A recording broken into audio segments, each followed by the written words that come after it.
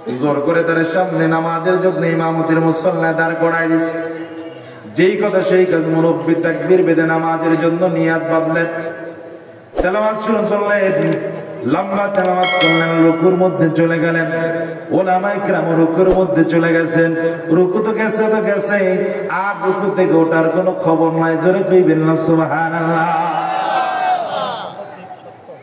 লম্বা রুকু করলেন, লম্বা সিজদা দিলেন, প্রথম রাকাত শেষ করলেন, দ্বিতীয় রাকাত শেষ করলেন, তৃতীয় রাকাত শেষ করলেন।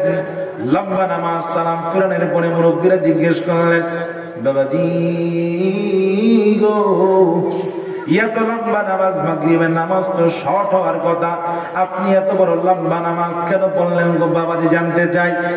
মুরব্বিকে বলতেছে, হুজুর আগেই তো বলছিলাম আপনারা আমার পিছনে মুক্তাদি হবেন না, আমি ইমামতি করব না, কিন্তু কেন আপনারা আমার পিছনে নামাজের জন্য দাঁড়াইলেন? আপনারা যে প্রশ্ন করলেন এই প্রশ্নের জবাব আমি দিতে পারবো না। আলেমরা তাকে জোর করে ধরলেন, বাবাজি গো, আপনাকে অবশ্যই বলতে হবে এত লম্বা নামাজ আপনি কেন করলেন, এত লম্বা রুকু, এত লম্বা সেজদা কেন দিলেন?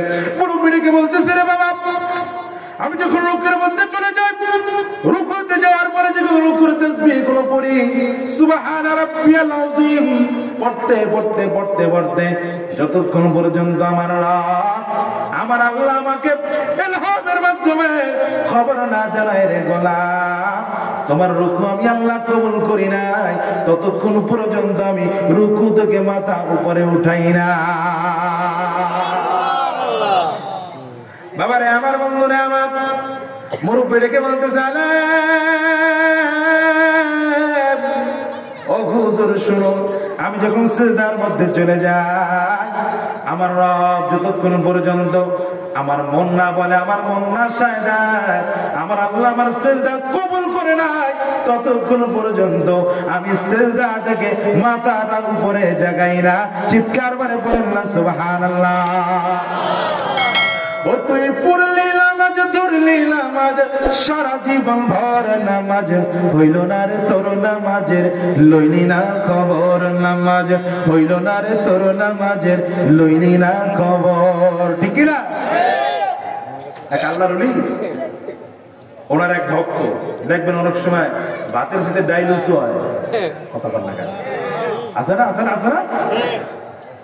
আল্লাহর ওলি গেছে নামাজ পড়তে মসজিদের মধ্যে, হুজুরের একটা ভক্ত ছিল, এটা পাগলা টাইপের, আসা না কিছু পাগলা টাইপের ভক্ত।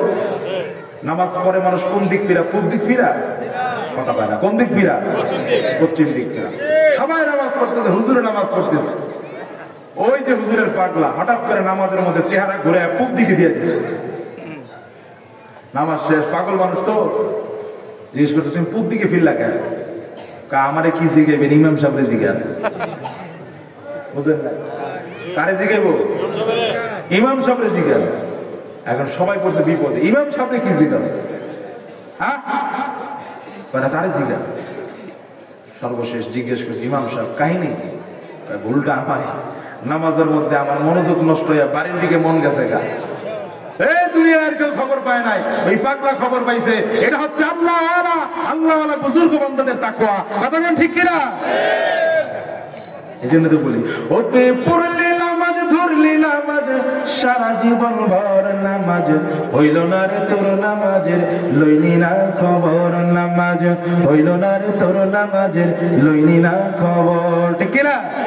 নামাজের নিয়াত করে দাঁড়াইছ নামাজে, নামাজের নিয়াত করে দাঁড়াইছ নামাজে, এই মনটা যদি থাকে তোমার দুনিয়ার এই কাজে, নামাজ হইল না রে তোর নামাজের, লইল না খবর, নামাজ হইল না রে তোর নামাজের, লইলি না খবর। ঠিক কিনা? মসজিদে পড়িলে আজান তুমি সবার আগে যাও, আছে না, আছে না?